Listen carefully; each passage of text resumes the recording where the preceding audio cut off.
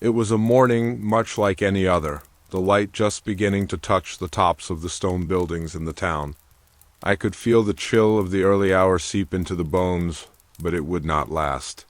As the sun slowly crept higher, the day's heat would begin to rise from the cobblestones, filling the air with the thick scent of dust and earth. But it was the smell inside my workroom that always stayed with me, the strong, unmistakable scent of iron, not from the walls or the tools, but from something far more intimate, something that could never be washed away. Blood, the stone chamber, dimly lit by the flickering light of a few old torches, felt like a world of its own, distant from the bustle of the town just outside. Here, in this space, time was marked only by the slow rhythm of the hours passing. It was cold in the morning, but it warmed up as the fire from the hearth in the corner crackled, sending the occasional spark upwards. The tools were laid out before me, each one cold and waiting for its turn. The gleam of metal under the flickering torchlight seemed almost alive, as if it too understood the purpose it was meant to serve. I did not always know I would end up here. There was no grand plan, no moment of decision, really. Life just had a way of leading you down a path you didn't realize you were already on. I grew up like most in the shadow of the town's unspoken rules. I was a boy in a place where harshness was the norm, where the sound of the bell tolling for the accused was almost as common as the toll for death itself. My father, a simple man, worked as a blacksmith. Strong hands, steady work. He would shape the metal, bending it to his will. And it was under his gaze that I learned the power of steel, the way it could be shaped, molded, and used tools of strength or tools of something far darker. I suppose, if I'm honest with myself, it began there.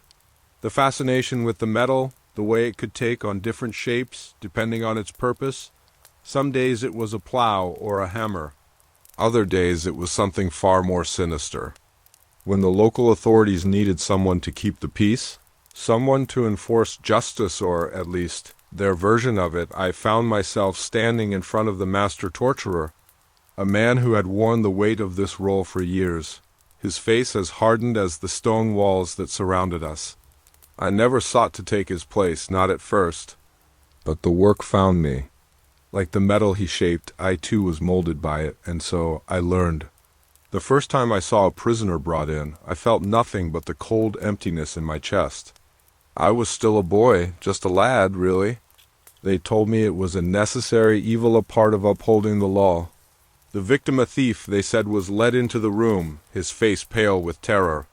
His clothes hung loosely, threadbare, stained with the sweat of fear. And I stood there, holding the tools, feeling the weight of them in my hands as though they weighed more than my own life. The flickering torchlight seemed to sharpen the shadows, making everything feel unreal. This wasn't a world I had imagined. The victim's eyes darted around the room, locking onto the rack, the chains, and the iron rings that hung from the walls. I could feel his dread. His every breath was a whisper of something broken, and in that moment something inside me shifted. There is a stillness before you do something that will change you forever, a breath just before you take the plunge. It was then I understood. The fear in his eyes mirrored something I had never fully acknowledged in myself. But I had a job to do. There were no questions. There was no escape from it. The tools called to me, not with force, but with a quiet authority. The iron was cold and unforgiving in my grip. Each piece of metal was a reminder of the purpose they served. The whips, the chains, the needles. They all had a function. They all had a reason. And yet, no matter how often I worked, no matter how much time passed, the smell never left me. That iron scent, mingled with the ever-present fear in the air, lingered long after the victims had been taken away. It was inescapable. I wondered sometimes if it had seeped into my skin, into my soul, as much a part of me as the very blood in my veins. The days passed, and I grew accustomed to it.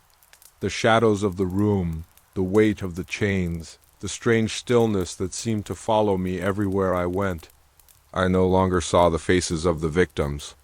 They blurred into one another, mere shadows of bodies in the same place. But each one left a mark. How many times had I stood there, turning the wheel on the rack, feeling the tension build as the victim screamed in agony? How many faces had I seen twist in pain, begging for mercy, only to be met with my cold, unfeeling hands? It was hard to say. It all bled together after a while, each scream becoming part of the same silent symphony. It's strange, how the human mind works, how it can push away things it doesn't want to remember, even as it keeps them locked away, somewhere deep inside.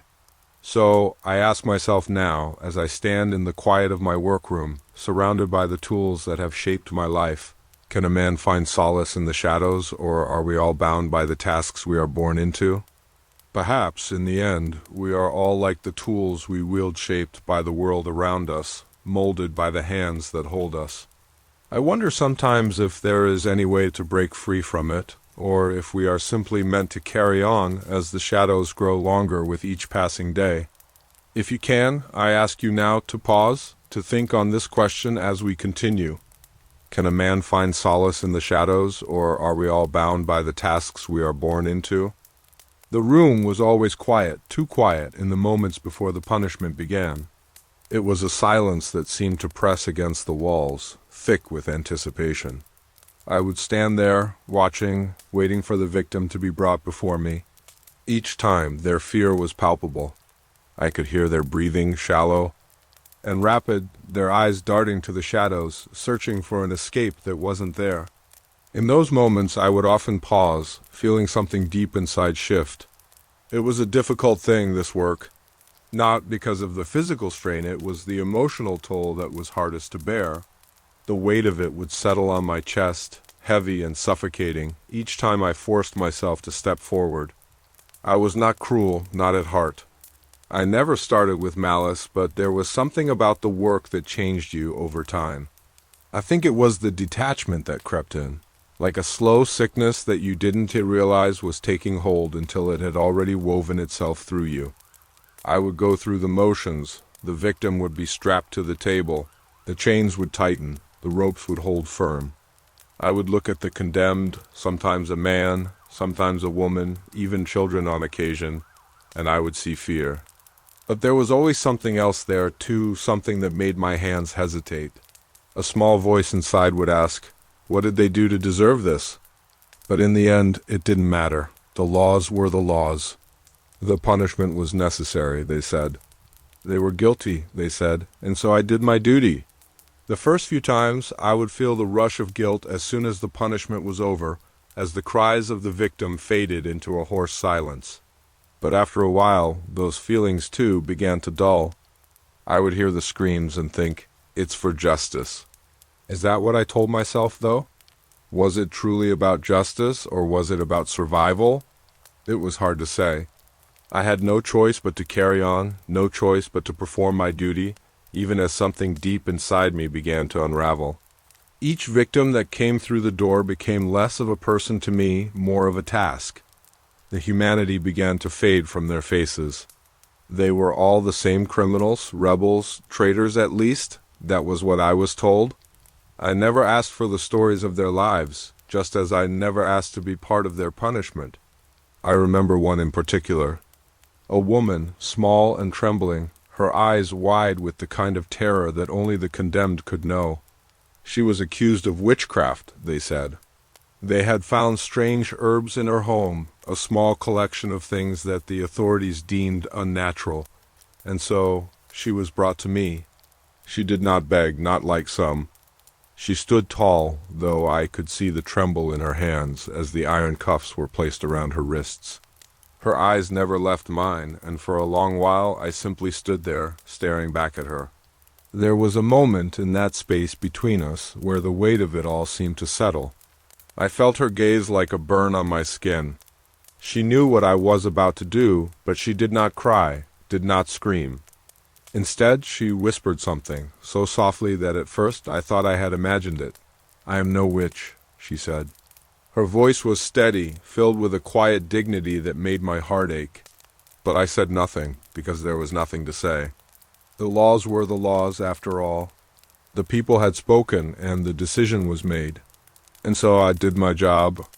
The sound of the whip, The crack of it against her skin rang out in the small room. She flinched, but made no sound. I remember the look on her face after it was done. It was not the look of someone broken by the pain, but of someone resigned to her fate. She had already accepted that there was no escape, no justice to be had. She was only a body now, an object for my hands to move, an instrument of the law to be shaped by the will of those in power. I often wonder now, years later, if she had been innocent, if those herbs were truly as dangerous as they claimed, or if she had simply been a woman who lived alone, misunderstood and targeted by those who feared what they could not control. I cannot say I never bothered to ask. What does that say about me? That I never questioned? I cannot help but think of the faces, all those faces, fading into my memory.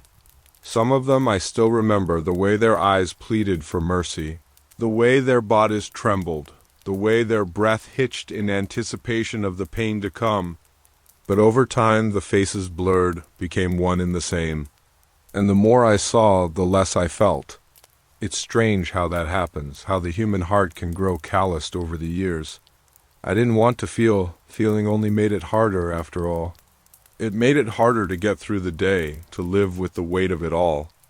In the beginning, I would have nightmares, dreams of the faces of the condemned, of their screams echoing through my mind, waking me in the dead of night. But over time, even that faded. The nightmares stopped. The faces stopped coming back. And yet, despite it all, there was always a part of me that knew. I knew that the people I worked for, those who sent me the prisoners, never saw them as people. They saw them as criminals, as things to be punished. But the victims, they were real. Each one of them had a life, a story. The law might have said one thing, but in the quiet of my heart, I knew the truth, and I never told anyone. Because what could I say? What could anyone say? In a world where cruelty is necessary for the maintenance of order, is it possible to hold on to one's humanity? Or do we become the very thing we do? I ask you now, as I ask myself, is it possible to hold on to one's humanity in a world that demands such cruelty? Or do we become what we do? Take a moment. Think on this, and when you're ready, let us continue. There were many faces, countless faces, yet over time they began to blur together, indistinguishable from one another. But there were a few, just a few, whose stories lingered in my mind. I can still recall their voices, their pleading eyes.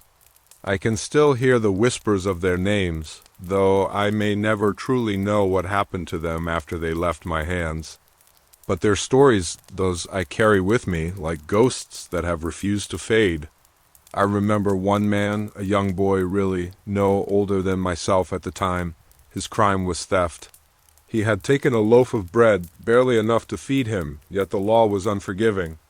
They brought him to me in shackles, his hands trembling, his body gaunt and sickly, likely starving from the very life he was forced to live. His eyes were wide with terror, not for himself, but for his family. I remember him saying over and over, "I had to take it, I had no choice. My sister is dying. Please, please, don't punish me." His voice cracked, the words barely escaping his lips, yet the desperation in them was palpable. He was just a boy, no older than a child in the fields, barely more than a ghost of hunger and fear. At first I did not understand. Why punish him for trying to survive? What crime was it, really, to feed oneself? But the law was clear. The crime was theft, and the punishment was inevitable.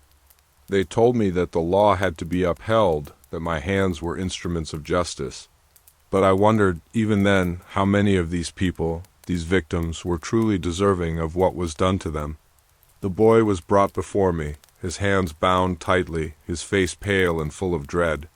He stood there, barely able to stand, his legs shaking as if the weight of the world had pressed down upon him.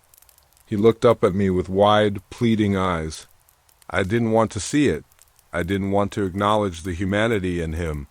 But I couldn't help it. In that moment, something inside me broke. For just a heartbeat, I wasn't the torturer. I was simply a man who saw another man in pain, but the moment passed. The law was the law, and I had no choice but to do my duty. I remember taking the whip, feeling its weight in my hand, the cool metal handle cold against my palm. The boy whimpered softly as the first blow landed, but his eyes never left mine. He didn't scream, not at first. He just stood there, trembling, taking each lash without a word, as if he had already resigned himself to the inevitable. His face, his eyes stayed with me long after it was over. The memory of his silent suffering haunted me. I often wondered, as I lay awake at night, whether there was some part of him that had not been broken. How much could a person endure before they lost themselves entirely? How much of the boy remained, if anything at all, after I had done what I had been called upon to do? The others came after him. Some older, some younger, but they were all the same in one way. They were human beings, all with their own stories, their own lives, lives that were forever altered by what happened in this room. The woman accused of witchcraft, trembling with fear. The man who had been found guilty of striking a nobleman in a drunken rage. The young girl who had stolen a loaf of bread so much like the boy. They were all different, yet they all had one thing in common. They were now prisoners of a system they did not create, bound by rules they did not make. I watched them come and go, one by one, and I learned something with each case.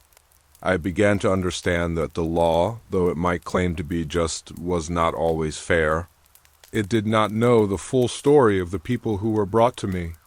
It did not see the struggle in their eyes, the quiet desperation that led them to make choices no one should have to make.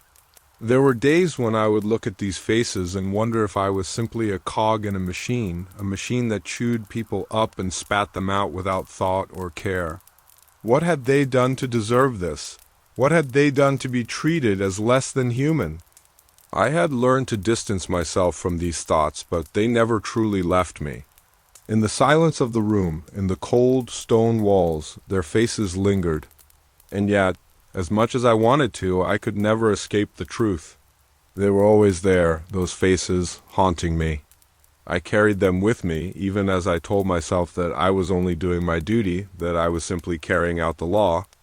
But was that enough? Could it really be enough to say that we were just following orders? Or did we become complicit in the very cruelty we were meant to enforce? There were times, too, when I saw something in their eyes, a recognition of shared humanity. It was fleeting, but it was there. The look that said, "I see you, and you see me." That, perhaps, was the most troubling thing of all, because in those brief moments I knew they were not so different from me. They had been shaped by their world, just as I had. We were both caught in a system that demanded suffering, a system that tore people apart for the sake of its own preservation. And yet, even knowing that, I still did my duty. I could not bring myself to question the law, not directly. I had my place and I knew it well.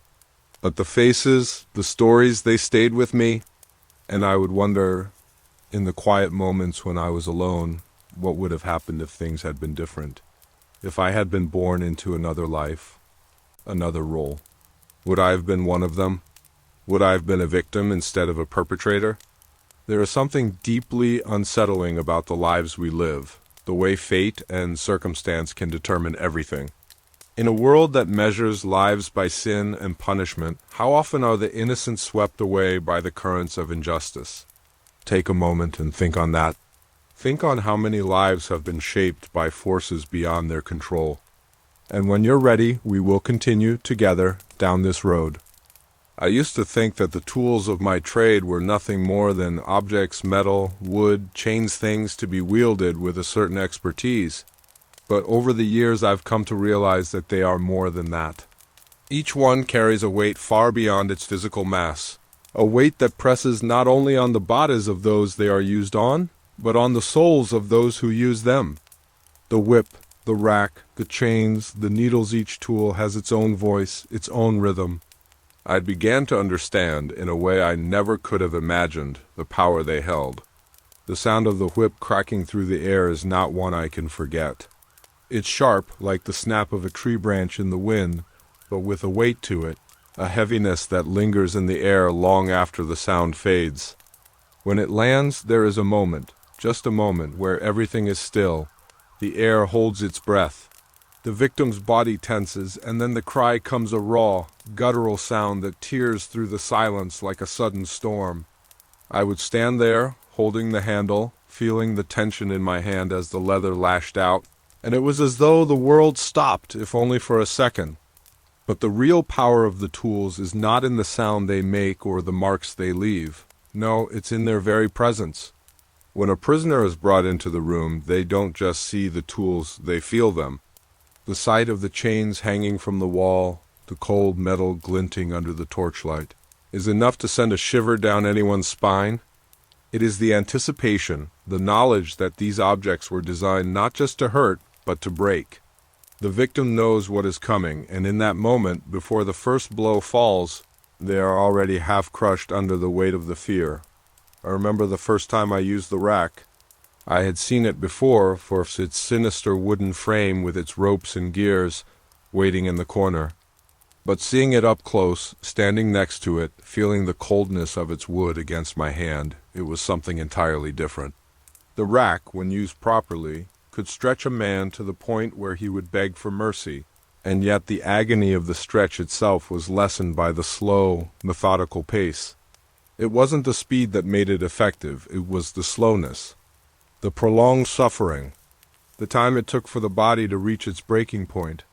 The rack was not a quick end, but a slow, steady descent into agony. The sound of the gears turning, the slow creak of the wood as it gave under the pressure of the victim's body, was something I learned to ignore. At first, I would flinch at the noises, the soft cries that would escape their lips as they were stretched. But after a while, that too faded. It was not that I stopped caring, but that I began to compartmentalize it. The screams became just another part of the process, another sound in the background, like the wind howling outside or the crackling of the fire in the corner. The chains were no different. Cold and heavy, they seemed to have a presence all their own. They clinked and clattered when they were moved, the sound of iron against iron a constant reminder of their power. It was the sound of control, the sound of domination, the sound that turned flesh and bone into something less, something that could be shaped, bent, molded by those who held the power. I would often find myself looking at them, those chains, the whips, the needles, wondering if they controlled me as much as I controlled them. Did I use them to fulfill my duty, or did they slowly become extensions of myself, turning me into something else? Something that no longer felt, no longer cared, no longer questioned? There were times when I would stand in the quiet of my chamber, running my fingers along the cold steel, and I would feel a strange sense of familiarity with them. They had become my constant companions, my tools for survival. It is strange, isn't it? How something as cold and unyielding as metal can shape a man? These tools, these instruments of pain and suffering, held such power, not just over the bodies they touched, but over the minds of those who wielded them. I had seen it in others men who had been in the trade for far longer than I had, their hands steady and sure as they reached for the tools. They didn't flinch when the lash landed. They didn't hesitate when the rack was turned. They moved with the certainty of those who had long ago surrendered themselves to the weight of the work.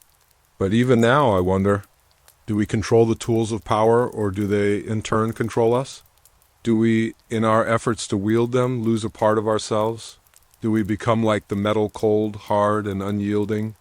It is a question I have asked myself countless times, and I wonder if I were to put down the tools, if I would still be the same man. Would I be able to walk away from it all, or would the shadow of what I had done always be with me? I ask you now, as I ask myself, do we control the tools of power, or do they, in turn, control us? Take a moment to think on this as we continue our journey. The story is far from over, but it's a question worth pondering as we move forward. There are moments in life that we try desperately to forget, but they never quite leave us. The silence that fills the room after the punishment has been carried out, after the last of the victim's cries has faded into the walls, is a heavy silence. It presses against your chest, makes it harder to breathe. It is a silence that stretches on long after the tools have been put away and the victim has been removed. And in that silence, the weight of everything, the guilt, the doubt, the unspoken question settles in like a cold fog. I remember the first time I went home after a long day of work. The day had been as routine as any other, but as soon as I stepped across the threshold of my small home, something inside me broke. I felt it in the pit of my stomach, a gnawing emptiness that had nothing to do with hunger. It was the kind of emptiness that seeps into your bones, makes you question who you are, what you've become. I sat at the table, my hands trembling slightly as I tried to drink from the cup before me, but it slipped from my fingers. I stared at it as it rolled across the floor, the sound of it hitting the stone so sharp, so real in the quiet of the room. It was as though everything had suddenly become too much for me to bear. The faces of the victims, their screams, their pleading, everything I had tried so hard to bury came rushing back in that moment. I could see their eyes, their fear, their suffering. I could hear their voices calling out for mercy, for something, anything that might stop the pain. But there was no mercy. There was nothing but the duty I had been trained to perform. The law was the law, and it had to be upheld, no matter the cost. But what of the cost to me? What of the toll it was taking on my soul? I tried to push these thoughts away, to bury them as I had buried them before. But they lingered like shadows that grew longer with each passing day. I would go to sleep, but the faces would follow me, appearing in my dreams, their eyes wide with fear and pain. I would wake in a cold sweat, my heart racing, and for a moment I would forget where I was. I would forget that I was the one holding the whip, the one turning the wheel on the rack, the one who had caused the suffering. In those moments I was not the torturer. I was simply a man lost in the torment of what I had done. And then the silence would come again, that suffocating silence, and I would be alone with my thoughts. It was a silence that filled the space in my chest, a silence that made me question everything. Was this truly what I had become? Was I no better than the very tools I wielded? Had I, over the years, grown as cold and unfeeling as the iron I held in my hands? Had I lost the part of myself that once cared, once questioned? The guilt would come in waves. It would wash over me in the quiet moments when the world around me was still. It wasn't the guilt of someone who had done something wrong in the eyes of the law. No, this was a deeper guilt, one that went beyond the rules and regulations. It was a guilt that came from within, from the part of me that still recognized the humanity in the faces of those I had hurt. It was the knowledge that, even as I carried out my duties, I was complicit in something that could never be undone. But I could not stop. I could not walk away, not without facing the consequences, not without facing the consequences of my own actions. And so I carried on, day after day, pushing the guilt deeper, burying it beneath the surface. I began to think of myself less as a man and more as a tool, another instrument of the law, another cog in the machine.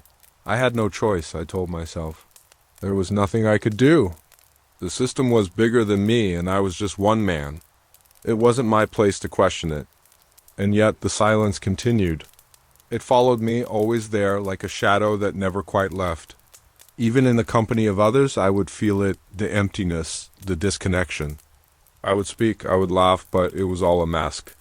It was all a way to hide from the truth of what I had become. I remember a day, not long ago, when I walked into the town square. There was a crowd gathered, as there often was, talking, laughing, living their lives. And I stood there, watching them, feeling as though I was looking at a world that no longer belonged to me. The faces of the people, their joy, their normality, were a stark contrast to the cold, sterile reality of my work. I felt so far removed from them as though I had stepped into a different world, one where I could never truly belong. In those moments I would often wonder, what happened to me? How had I gone from being a boy, wide-eyed and full of life, to a man who lived in the shadows, whose hands had caused so much pain? Was this really the path I had been meant to walk? Was this really my fate? And yet, despite everything, I kept walking down that path. I kept going, because there was nothing else I could do. The law demanded it. The people demanded it.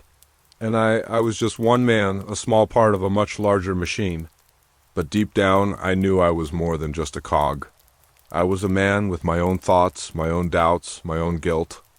And no matter how much I tried to bury it, that guilt would always find its way back to the surface.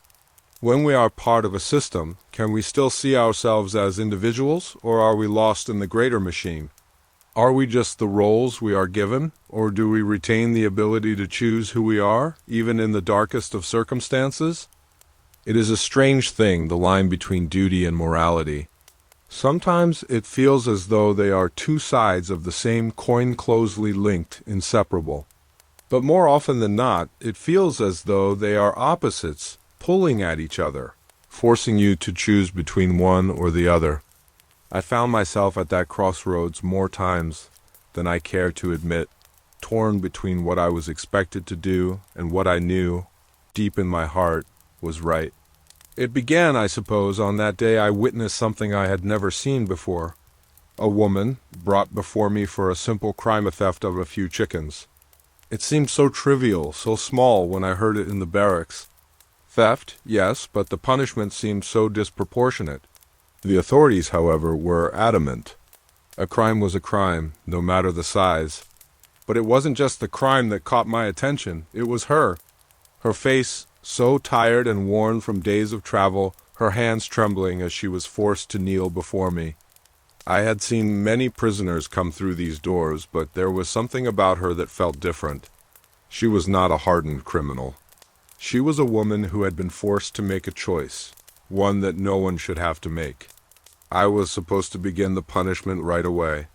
The whip, the chains, the cold metal tools, all of them were ready, awaiting my hands. But as I looked at her, as I saw the quiet desperation in her eyes, something inside me faltered. I had been doing this for so long, following the orders, going through the motions, that I had forgotten what it felt like to question. But in that moment, I couldn't ignore the feeling that rose in me. I couldn't ignore the deep sense of unease, the gnawing thought that told me this isn't right. I hesitated. It was a brief moment, barely a breath, really, but in that moment I found myself questioning everything. Was I truly serving justice? Or was I simply enforcing a system that demanded suffering no matter the reason? The woman had stolen to feed her family. She wasn't a criminal. She was a mother trying to survive in a world that had no mercy for the poor. Her crime, if it could even be called that, was one born of desperation, not malice. And yet, there I stood, ready to carry out the punishment that would break her, perhaps irreparably. In that silence, with her eyes locked on mine, I felt something shift within me. It was a moment of clarity, one that I have never fully understood. For the first time, I wondered whether this system, this justice I had sworn to uphold, was truly just. How many people had I hurt over the years? How many lives had I shattered, simply because the law told me to? Was I truly doing the right thing, or had I become nothing more than a tool, another cog in a machine that valued obedience over morality? The moment passed quickly, and before I knew it, I was moving again, doing what I had been trained to do. I did not refuse the order. I did not speak out. I took the whip, felt its weight in my hand, and began the punishment. The first crack of it echoed through the room, and I could see her flinch, her body shuddering with the force of it. I did not want to look at her, but I couldn't look away. Her face was twisted in pain, her eyes squeezed shut, and yet I knew, in that moment, that something had changed within me, something I could never undo. It wasn't the physical pain that haunted me, it was the emotional toll. The knowledge that I had played a role in breaking someone who had done nothing more than try to survive. And the guilt, that gnawing guilt, came rushing back, stronger than before. How could I continue to carry out the law, knowing that it wasn't always just? How could I look at myself in the mirror, knowing that I had been complicit in something that was so clearly wrong? But the system, the law, was a force far greater than I was.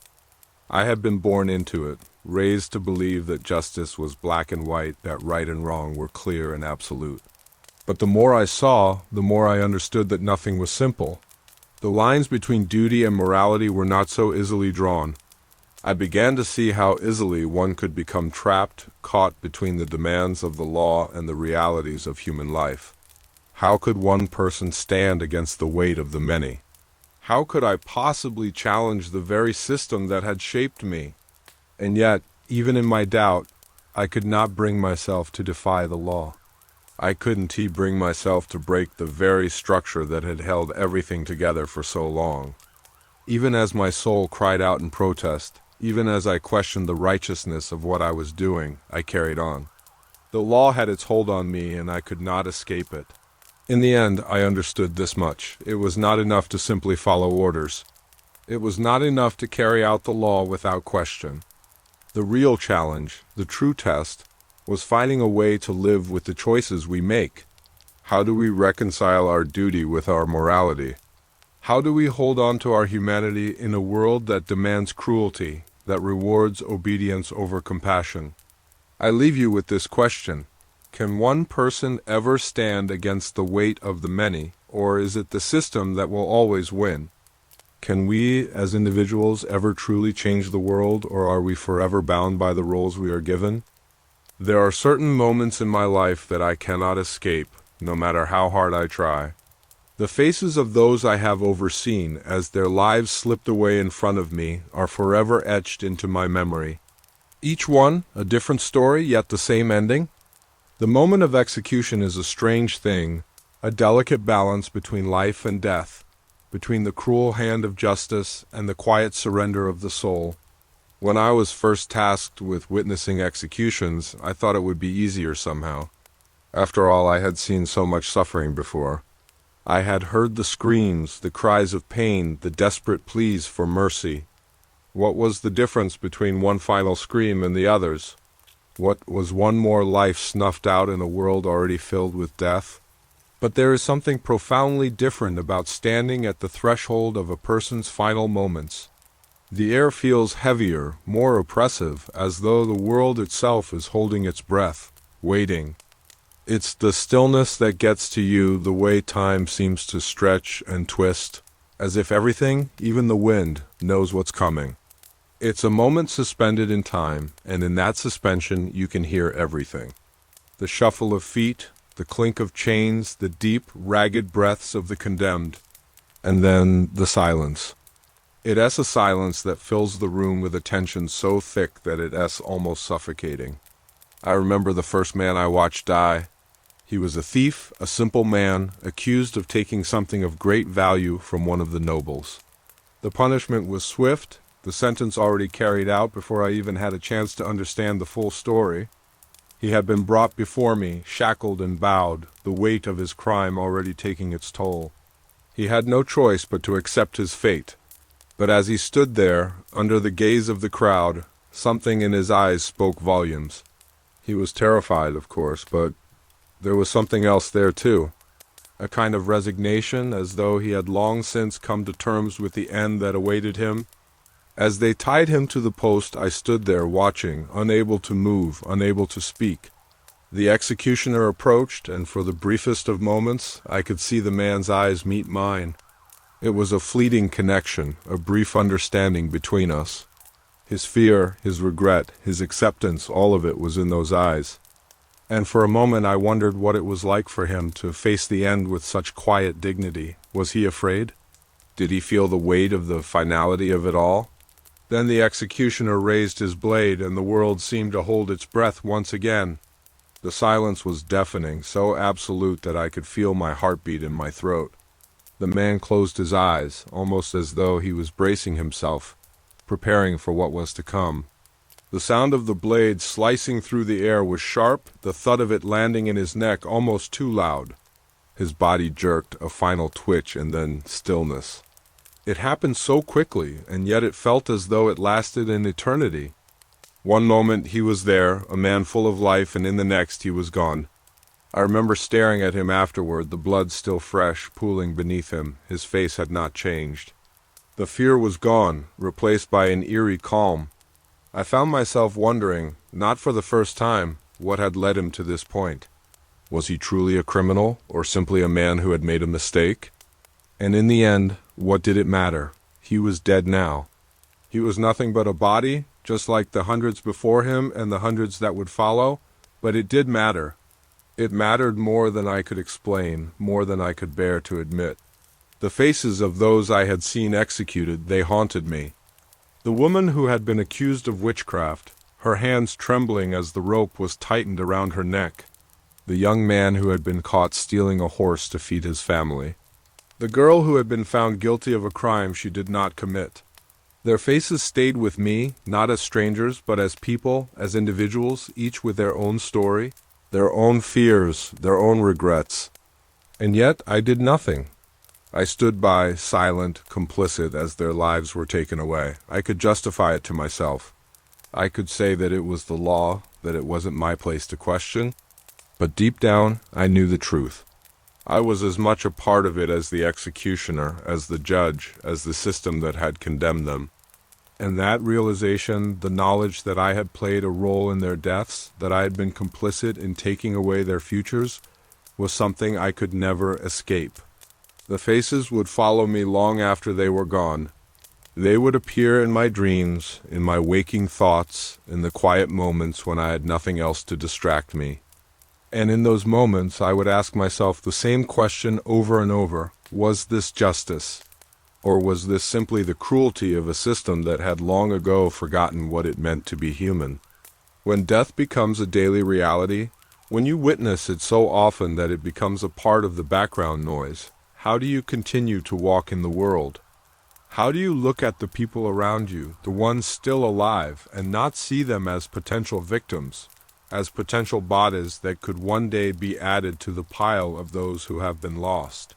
I ask you now, as I ask myself, when death becomes a daily reality, how does one continue to walk in a world where life is so fragile? There are days when I wonder if redemption is possible for someone like me, a man who has spent his life inflicting pain, witnessing suffering, and standing by as lives are taken. Is there a way to undo what has been done? Can the sins of the past ever be forgiven? Or is a man like me forever trapped in the shadows of his own actions, never to find the light again? I've often asked myself these questions, especially on those rare occasions when I am alone, when the noise of the world fades and I am left with nothing but my own thoughts. It is in those moments of silence, when the weight of the past bears down most heavily, that I wonder if there is a way out of this life I have made for myself. I have seen men far worse than I, men who have lived lives of cruelty and violence, find peace in the end. But could I ever find that peace? Could I, too, be forgiven for what I have done? I have witnessed the redemption of others in small ways. There was a man, a former soldier, who had once been one of the most feared executioners in the land. He had lived a life of bloodshed, and his hands had been stained with the deaths of countless men. But when he grew older, when the weight of his past became too much for him to bear, he sought out the church. He begged for forgiveness, for a chance to atone for the lives he had taken. And in the end, he was granted it. Not through any great act of penance, but through the simple act of seeking redemption, of acknowledging the wrongs he had done and expressing regret. I have seen others like him, men and women who, despite their pasts, have managed to find a way to heal. They may never be truly free of their pasts, but they find solace in knowing that they are no longer bound by it. They find peace in knowing that they are more than the sum of their mistakes, that they are capable of change, of growth. And though I have never dared to ask for such grace, a small part of me wonders if it could be possible for me, too, to find redemption. But how does one redeem a life spent in darkness? How does a man like me, who has caused so much pain, so much destruction, ever hope to find release from the chains of his past? I cannot undo the things I have done. I cannot bring back the lives that were lost, the faces that are forever imprinted in my mind. The guilt will always be there, a constant companion. But perhaps there is something more? Perhaps redemption is not about erasing the past, but about learning to live with it, to accept it, and to move forward. I have begun to think that perhaps redemption is not found in grand gestures or great acts of atonement. Perhaps it is found in the small moments, the quiet moments when we choose to be better, when we choose to show kindness instead of cruelty, when we choose to act with compassion instead of indifference. It is in those small acts of goodness, those moments of grace, that redemption may be found. I remember a day, not long ago, when I found myself in the village square. I had just finished a long day's work, the echoes of the day's punishment still ringing in my ears. The weight of it all was heavy, and I felt the familiar pull of guilt and doubt. But as I walked through the square, something caught my eye, a small child, no more than 5 or 6, playing with a ragged doll. She looked up at me, her face bright with innocence, and smiled. It was a simple smile, but it felt like a gift, a brief moment of light in a world that had been so dark for so long. I stopped for a moment, just watching her. And in that moment I realized something. It was not too late to change. It was not too late to choose a different path. I had been so consumed with guilt, with regret, that I had forgotten the most important truth of all, that I could still make a difference. Not through grand gestures or heroic deeds, but through the small, everyday choices we make. The choices that define who we are, who we wish to become. I don't know if I will ever find complete peace, if I will ever be able to fully atone for what I have done. But I have come to understand that redemption is not about perfection. It is not about erasing the past. It is about learning to live with it, about choosing to be better in the face of all the darkness we carry. And perhaps in time that will be enough. So, I ask you now, is redemption possible for everyone, or are some deeds beyond forgiveness? Take a moment to reflect on this. Reflect on your own journey, the choices you have made, and the possibility of change. When you're ready, we will continue together down this path of understanding and growth. The days pass more slowly now. There is a certain stillness that accompanies the later years of life, a quiet that settles in after the storms have passed, or at least after they've become less frequent. The clamor of the world, the noise of the work, fades into the background, and all that remains is the silence of reflection. I find myself in those quiet moments, sitting alone, thinking back on everything that has led me to this point. It's strange, isn't it? How life unfolds, how we walk down a path without ever truly understanding where it's leading us. We do what we must, we follow the rules, we follow the orders, and all the while, we tell ourselves that we're doing what's right. But there comes a time, sooner or later, when the weight of it all becomes too much to bear. And in those moments, we find ourselves asking the questions we never dared ask before. Was it all worth it? Did I make the right choices? Did I leave behind any trace of goodness in a world so full of suffering? There are times, late at night, when I sit by the fire, the soft crackle of the flames the only sound in the room. I look around at the simple life I've made for myself, a small home, modest, tucked away from the hustle of the town, and I realize how much I have come to appreciate the small things. The smell of fresh bread, the soft glow of the evening sun as it filters through the window, the quiet hum of life just outside my door. It's easy to forget these things when you're caught up in the chaos, in the noise of the world. But when you step back, when you allow yourself a moment of peace, it's like seeing the world with fresh eyes. I remember the feeling of a loved one's hand in mine, the warmth of it, the softness of their touch. It's a small thing, really, but in those moments, when the weight of everything else fades away, it feels like everything that matters. In the simplicity of a shared silence, in the quiet comfort of another's presence, there is a kind of peace that I had forgotten existed. There is a part of me that still carries the weight of all that I've done. The faces, the pain, the screams, they will never leave me. But there is also a part of me that has begun to find peace in the quieter moments. Perhaps it is the understanding that we are all, in the end, bound by the choices we make. We cannot escape the consequences of our actions, but we can choose how we live with them. We can choose to find meaning, to seek out the light even in the darkest of times. I think now that it is not the grand gestures that matter. It is the small, quiet acts of kindness, of love, that make a life worth living. The way we treat each other, the way we choose to be in the world, these are the things that define us, not the titles or the roles we play. It is easy to get caught up in the noise, in the urgency of the world. But when all of that fades, when the world quiets down, it is the small things that remain. I find myself returning to these simple truths, these moments of quiet reflection, more and more as time goes on. There is no more grand journey ahead of me. The work I did, the things I was called to do, are behind me now. And though I may never fully shed the weight of those years, I have come to accept them. They are a part of me, but they do not define me. I am more than the role I played. I am more than the tools I wielded. In the end, perhaps it is enough to have lived with honesty, to have sought out the good where I could, and to have done what I believed was right, even when the world seemed to demand otherwise. Perhaps that is all any of us can do, to walk the path we are given with as much grace as we can muster, and to find peace where we can,